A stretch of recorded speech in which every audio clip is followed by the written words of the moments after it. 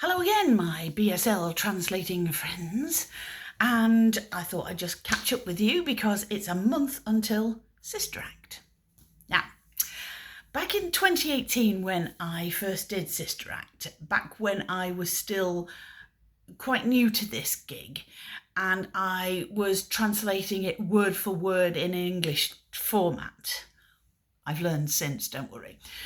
I had a meeting with a local clergy person who was deaf to ask her about some of the signs in Sister Act because it's set, spoiler alert, in a Catholic convent. And they say things like unction and transubstantiate. So I had a meeting with her and she sort of took me through the rudiments of how to do ecclesiastical signs. So fine, got them sorted. I couldn't remember the sign for nun, so I had to go and look that up, but that's kind of crucial to the plot. So as far as my church signs have gone, no problem. Now, I have two dilemmas in this show, and I had this dilemma last time and it remains. So I'm gonna check it out with you. So, number one, a lot of the time when the nuns are singing, they're singing in Latin. Now, having had a history of singing in church choirs, and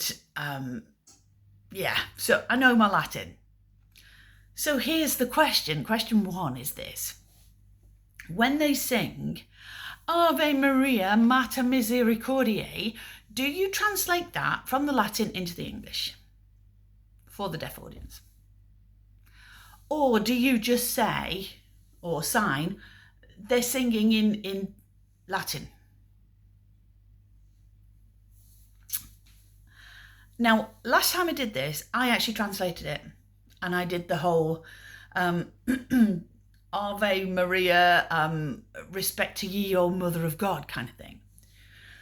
But now I'm not so sure, because if the goal of doing this work is to give the deaf audience the same show as the hearing audience, I think, and I may be wrong, correct me if I am, that if the majority of the hearing audience has never been in a church choir, especially in a Catholic church choir, and doesn't know any Latin, when these nuns are singing Deus Sabaoth, they are not going to know what that means. So why should you, as the translator, translate from Latin to English to BSL, which would give the deaf audience an advantage? That's not the right word, but I can't think of the word I'm thinking of. So it wouldn't give them the same show. And I'm not presuming that the majority of the hearing audience is in any way ignorant, but Latin's fairly specific and it's not like they teach it in school.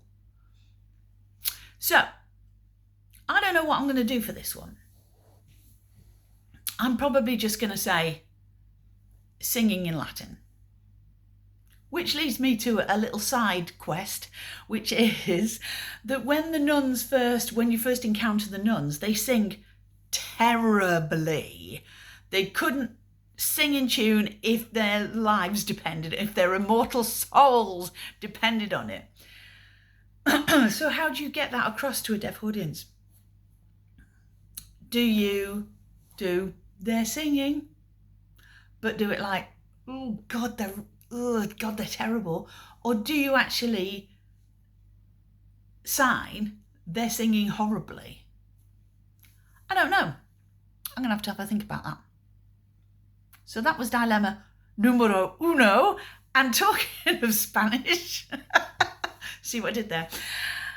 The second dilemma I have about this show is that one of the characters is called Pablo, and unsurprisingly, he's Spanish or Hispanic, and he only speaks Spanish for 98% of the time that he speaks. So again, there is that choice. Do you translate what he says into English, then into BSL and deliver it. And again, if you do that, and most of the hearing audience don't understand Spanish, but I'll tell you the reason why I've decided not to.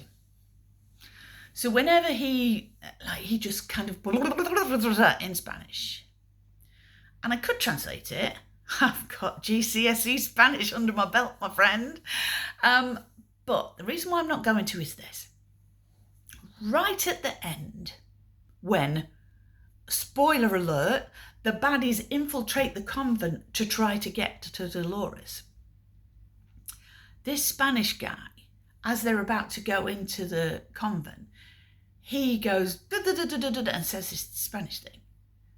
And his friend, like there's 3 bad guys, and his friend TJ turns to him and says, "Nobody understands what you're saying." And that's the punchline to this guy gibbering away in Spanish for the whole show. That's the payoff. Nobody understands what you're saying. So if you've translated what he said into English BSL all the way through, when TJ says to him, "Nobody understands what you're saying," it kind of takes the kick out of the punchline. So what I'm going to do is just go gibbering away in Spanish. I don't know if that's a racist sign, actually. I'm going to have to look that up. So yeah,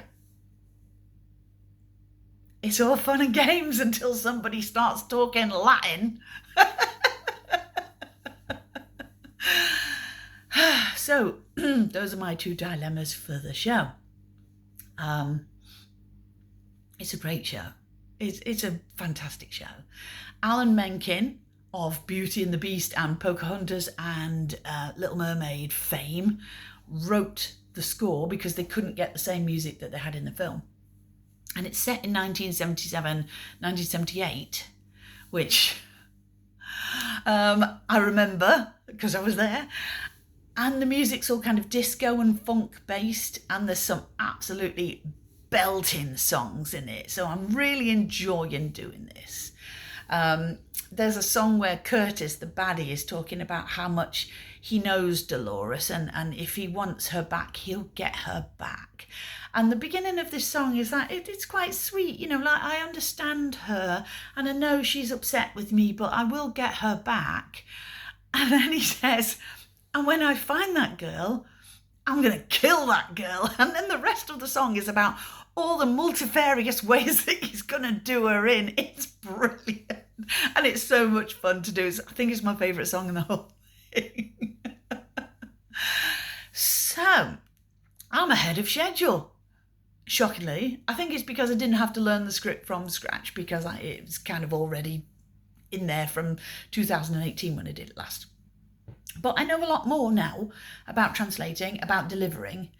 I'm more confident now than I was then because I was terrified. So, yeah, I'm just going to go and I'm going to do the songs this weekend. The words will take care of themselves. There's some really sort of tricky, fast-paced words in it. But that's fine, because if I practice it along to the Broadway version of it, then when we go to amateur, they'll either miss out the tricky bits or they will slow down, or I don't know. Full rehearsals start, like full show run through rehearsals start in September, which is next weekend. So I'm just going to go along and sit in the corner and enjoy what they're doing. It's going to be so much fun, it really is. And then next weekend, once I've got this down, I'm going to get this down this weekend, and then next weekend, once their show rehearsals start, I start on Elf, which I'm doing in November. So I'm giving myself a really good run up to Elf. I watched it on YouTube the other day.